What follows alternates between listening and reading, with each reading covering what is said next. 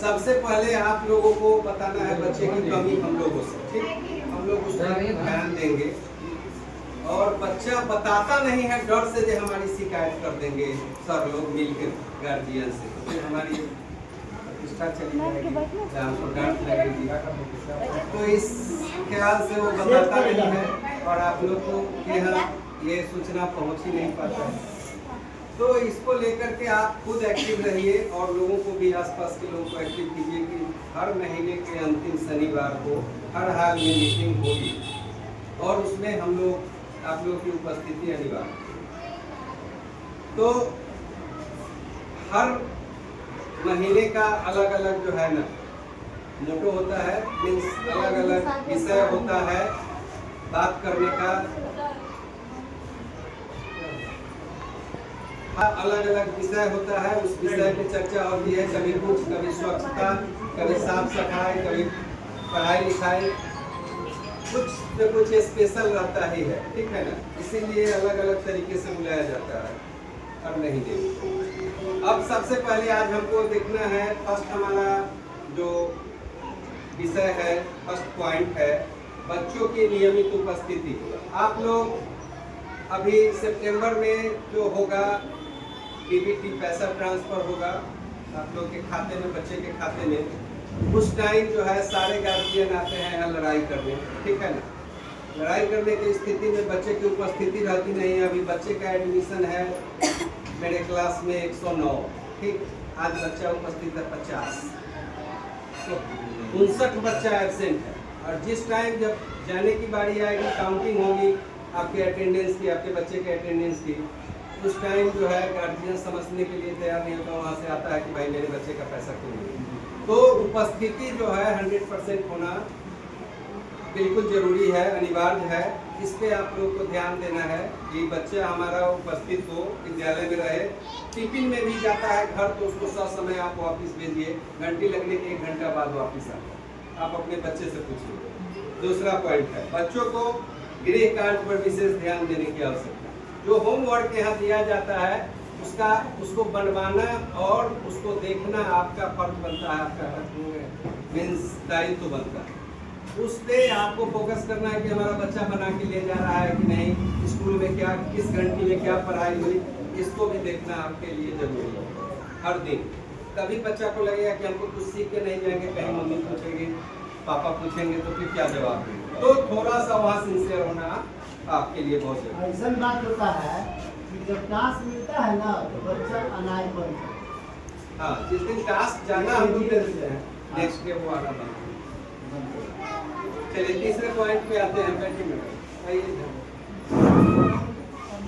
तीसरे पॉइंट पे आते हैं, ये वज्रपात जो है, आज ये बारिश का मौसम है और इसमें आए दिन जो है कभी बिजली चमकने लगती है, कभी कहीं ठंडा गिर जाता है। तो उससे हम लोग को जब इस टाइप का स्थिति हो जाता है तो बच्चे लोग घर से बाहर दौड़ने लगते हैं बारिश में स्नान करने, ठीक है? और कहीं कहीं पैर उड़ के नीचे भी छुप जाते हैं। तो कभी भी बच्चे को बाहर मत निकलने दीजिए वैसी स्थिति में, और बच्चे को सुरक्षित घर में रखें। खास करके पेड़ पौधा के नज़दीक तो बिल्कुल नहीं, तारों के पेड़ पे ज़्यादा गिरता है, जैसा कि आप लोग जानती हैं अच्छी तरह। तो वहाँ पे बच्चे की उपस्थिति बिल्कुल नहीं होनी चाहिए। हम लोग लास्ट ईयर यहीं पे खड़े थे, आई पीपल के पेड़ पे, मीन्स एक बच्चा उलझा हुआ था, उसी में लगे हुए थे सुलझाने में, तब तक गिर गया। यदि वहाँ पे झगड़ा नहीं हुआ होता तो किसी न किसी बच्चे के या किसी न किसी टीचर के साथ। तो इस बात का ख्याल रखिए, ऐसे जो होना होगा वो होगा। छत पे भी गिर जाता है, मोबाइल उस टाइम जो है मोबाइल चार्ज में मत लगाइए, बिजली का जो भी उपकरण है वो सब बंद कर दीजिए, ठीक है ना?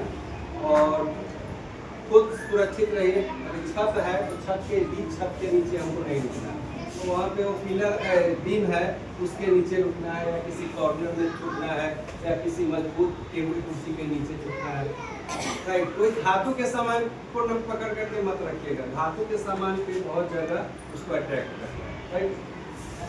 चलिए, तो इसमें भी हो गया। उसके बाद चौथा पॉइंट है पढ़ाई के लिए घर पर बच्चों को अनुकूल माहौल बनाए। जब भी पढ़ाई का माहौल बनता है कब, जब आसपास के बच्चे या परिवार में उस टाइप का आप ध्यान देंगे, आप अपना समय भी बच्चों के साथ गुजारना चाहेंगे पढ़ाई के लिए, तब मोबाइल में आप भी देखिएगा, बच्चे को भी बगल में सुला लीजिएगा, तब तो भी मुश्किल है ना।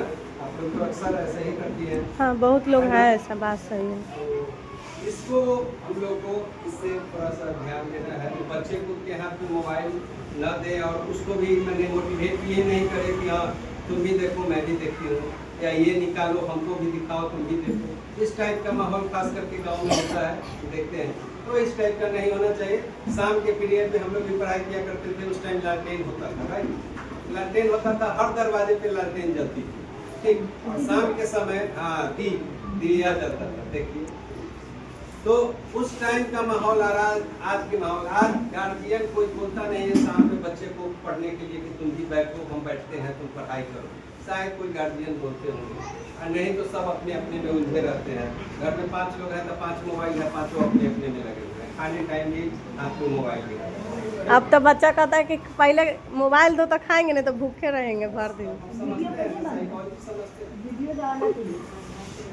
पढ़ाई के लिए घर पर बच्चों का अनुकूल माहौल, तो आप समझ रहे हैं कैसा माहौल होना चाहिए। बच्चे को शाम सुबह बैठने की आदत डालिए, उसको होमवर्क देखिए, उससे बनवाइए, विद्यालय भी उसको पकड़ के कभी लाइए, उसके साथ आइए, पूछिए जहाँ इसका क्या परफॉर्मेंस है, उस पर चर्चा कीजिए। उसके बाद है हर बच्चे को बिना किसी भेदभाव के, ये आज का मुख्य मुद्दा है, बिना किसी भेदभाव के समावेशी शिक्षा, आप लोग समझ रही होंगी कि आप थोड़ा सा कठिनाई होगी, समावेशी शिक्षा पे फोकस है सरकार का, कि सबको समान शिक्षा, एक उम्र तक सभी को समान शिक्षा का अधिकार है, उससे वंचित किसी को नहीं करना है। समावेशी शिक्षा का बहुत बड़ा प्रभाव पड़ता है, इसमें गरीब अमीर सारे बच्चे पढ़ते हैं। यहाँ सरकार का ध्येय रहता है कि सभी का ड्रेस समान हो, सभी को समान कपड़ा मिले, पैसा भी समान जाता है, सबका बराबर जाता है। उसके बाद तरह तरह की दवाइयाँ समय पे मिलती है, कीटनाशक दवा हुआ या आयरन की गोली हुआ, फॉलिक एसिड हुआ, ये सब जो है समय समय पे उपलब्ध कराया जाता है। तो बहुत गार्जियन ऐसे होते हैं जो उसको खुद समझ नहीं पाते हैं और बच्चे को मना कर देते हैं कि दवा नहीं खाना, ठीक है। तो इसके लिए भी आप लोगों को थोड़ा सा जागरूक बनना पड़ेगा कि अच्छी तरह उसको समझ कर दिया जाता है, उसका उपयोग हम लोग को करना बहुत जरूरी है। अब बच्चे को भी करवाइए। तीसरी बात है, अब अगली पॉइंट है कि सबके लिए शिक्षा जो है वो बहुत महत्वपूर्ण है। शिक्षा के बगैर, एक संस्कृत में श्लोक है, माता शत्रु पिता वैरी, ये न बालको न पाठित न शोभते सभा मध्य हंस मध्य बकोया। वह माता शत्रु के समान है और पिता बैरी के समान है, जिसने अपने बच्चे को उचित शिक्षा नहीं। जैसे हंस के बीच में बगुला शोभा नहीं पाता है, वैसे ही पढ़े लिखे लोगों के बीच में यदि आपका बच्चा नहीं पढ़ेगा तो सम्मान पाएगा कभी नहीं, हमेशा वो इंफीरियरिटी फील करेगा, मीन्स अपने को हीन भावना से ग्रसित समझेगा कि हम नहीं पढ़ पाए। तो अफसोस सबको होता है, ठीक ना। इसलिए शिक्षा की उपयोगिता को समझेंगे, शिक्षा कितना जरूरी है, इसको यदि हम आप नहीं समझेंगे तो बच्चे का भविष्य खराब है। तो इस पे भी बहुत जरूरी है जागरूक होना। अब आप लोग भी कुछ पूछिए हम लोगों से, प्रॉब्लम है।